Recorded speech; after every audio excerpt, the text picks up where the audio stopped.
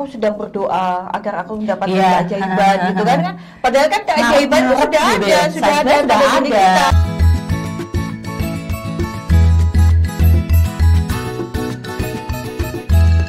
Nah, bersyukur itu salah satunya adalah dengan kita jangan sombong dan jangan meremehkan orang lain. Karena kayak gitu loh.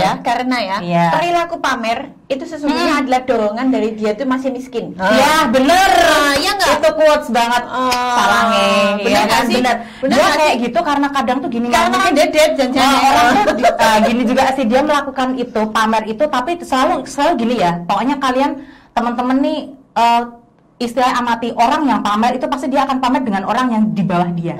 Nggak akan dia pamer sama orang yang di atas dia. Kayak contohnya orang itu kerja, misalnya dia pejabat di apa. Itu pasti dia akan pamer sama temennya yang dia istilahnya mungkin kerja marketing atau apa. Nggak mungkin dia pejabat pamer sama misalnya orang yang kerja di luar negeri, nggak akan. Jadi orang yang justru pamer seperti itu dia punya sebenarnya dia miskin dengan insecure dan miskin dengan harga dirinya sendiri. Butuh pengakuan. Iya enggak? Nah, itu dia. Jadi kayak kalau emang kamu bersyukur dengan kamu punya, kamu nggak perlu memamerkan itu ke orang lain gitu loh. Jadi, karena orang bersyukur itu akan diam dan juga akan mensyukuri semuanya ya antara dia sama Gusti Allah itu tadi. Dan cara bersyukur yang paling efektif adalah dengan mengucapkan alhamdulillah. Yang kedua dengan sedekah. Benar, apa isone dalam sedekah, entah itu duit 50 kilo, 50.000, 50 juta, yang penting ikhlas. Bersyukur dengan rezeki gitu ya, Mam.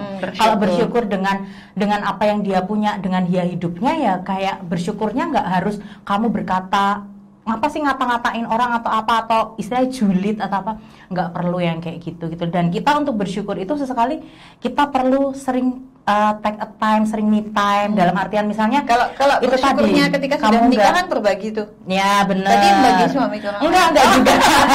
Membagi rezeki antara dia dan suami, tapi nggak usah berbagi suami, tolong. Anda jangan sok kuat jadi wanita. Yang wanita jangan sok kuat, yang lelaki jangan sok kuat ya. Sesungguhnya lelaki juga banyak yang lemah. Kan sana. Aduh, ini nanti kemana-mana gitu maksudnya. Nah, lemah iman kan banyak orang selingkuh itu kan karena lemah iman, Mam, sebenarnya. Masalah gitu. Komitmen kalau selingkuh itu. Besok kita ngobrolin ya masalah selingkuh ya. Iya. Kembali ke masalah bersyukur ini tadi. Ketika kita kemudian bersyukur dengan apa yang sudah kita terima, apa yang sedang kita nantikan untuk kita menerimanya, itu kan sering sekali kemudian kita mendapatkan keajaiban kecil. Betul keajaiban. Nah, terus kita merasa bahwa sebuah miracle.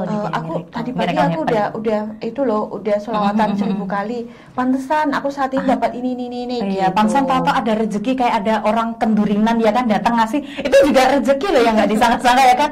Pak, ini kendurinan, anakku lahiran, anakku sunat. Ya kan, kendurinan itu termasuk juga rezeki ya kan, yang nggak disangka-sangka. Jadi jangan kadang tuh orang tuh gini, Mam, mengklasifikasikan rezeki dalam bentuk materi saja. Kebanyakan tuh orang kayak gitu loh. Pokoknya jenis rezeki kui materi, ono duite, ono hasile, ono mobile, ono rumahe, ono omahe, ono barang branded, pokoknya semua yang bersifat kayak visual aja. Padahal sebenarnya bersyukur dan juga mensyukuri dan juga rezeki itu kan tidak hanya bentuk materi, tapi seperti teman yang baik, keluarga yang support, kemudian kayak teman-teman yang selalu memberikan kita semangat, orang-orang sekitar yang baik, kasih motivasi, juga kasih vibes yang baik, itu juga termasuk rezeki sih. Oke, termasuk saat ini ketika sedang pandemi COVID seperti ini, bahwa bagaimana kesehatan itu adalah rezeki tersendiri. Benar. Kita masih dikaruniai nafas tiap pagi gitu kan. Alhamdulillah gitu kan, masih nafas, kemudian masih bisa jalan pagi.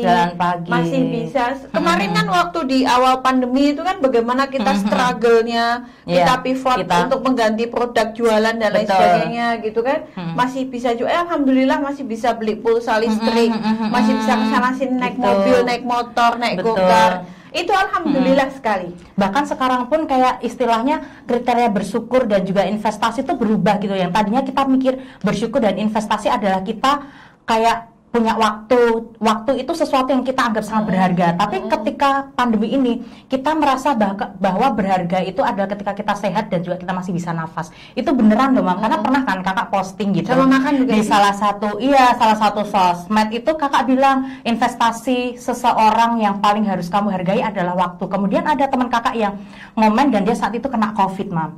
Kena COVID, dia struggle dengan COVID, bahkan dia adalah orang yang istilahnya kesehatan gitu, bidang kesehatan. Dia bilang gini, ora des saiki ki sing bersyukur rezeki kuwi penting bukan waktu tapi adalah kamu sehat dan kamu bisa bernafas. Itu langsung kakak, oh iya ya. Kemudian ya udah kakak kayak hapus status itu, karena emang sekarang tuh kita yang kita rasain itu gitu loh, bersyukur. Dan nggak usah terlalu berpikir segala sesuatu diukur dengan materi, itu tidak usah. Kalaupun kamu punya materi dan kamu istilahnya berada di titik di mana kamu sudah berkecukupan materi, janganlah membicarakan materimu kepada orang-orang, ataupun salah satu bentuk kesyukuran betul, juga dengan kita jangan pamer ya, jangan pamer, benar, betul. Nah, betul, bicara betul. untuk masalah tadi kesehatan, masalah bagaimana kita menikmati waktu dengan penuh ya, bersyukur, menikmati gitu waktu, ya. betul. Yuk kita menciptakan keajaiban diri kita yuk, gitu kan. Kita kan kadang-kadang aku sedang berdoa agar aku mendapatkan keajaiban, gitu kan.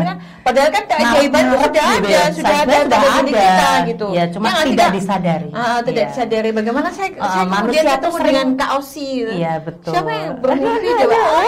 Bermimpi. Aku sering ada di mimpi kalian. Ya, kadang ciptakan keajaiban bagi kita sendiri. Keajaiban Anda mungkin berbeda dengan keajaibannya Kakak Osi. Betul. Bagaimana saat ini teman-teman sahabat BOT yang masih menantikan Buah Hati, strip 2, pejuang strip 2 gitu kan, mempunyai anak gitu, menjadi satu keajaiban tersendiri. Yang menantikan jodoh, ya kan lebih banyak bersyukur. Terus gini, jangan sampai ketika kita tuh ngomong menyakitkan pada orang yang itu menjadi poin utama dari doanya. Nah, itu benar-benar. Contohnya gini, wah, anakku tuh sudah 6, padahal aku nikah baru 3 tahun. Oh, salah ya. Kayak gini, anak siapa mah? Kemudahan yang kita terima itu bisa jadi adalah sebuah keajaiban bagi orang lain. Dan kita itu tidak tahu. Iya, benar. Dan ketika kita celetukkan, itu malah tahu menyakitkan orang lain. Jadi yuk kita rem, yuk kita menyampaikan statement, kita bicara. Itu sebaiknya kita semakin hati-hati. Iya, lebih baik diam, tidak usah berstatement apapun, cukup berperilaku yang baik, tapi tidak usah berkata-kata, karena nggak semua kata-kata yang kamu anggap baik itu akan baik dampaknya untuk orang lain. Iya, jadi kayak misalnya itu, bikin kita sok tahu sama orang lain gitu sih. Benar. Kita kepo dan lain sebagainya. Lu nyakitin banget sampai aku tadi kalau sih ngomong kayak gini, mami gini. Karena jangan sampai gini sobat BOT.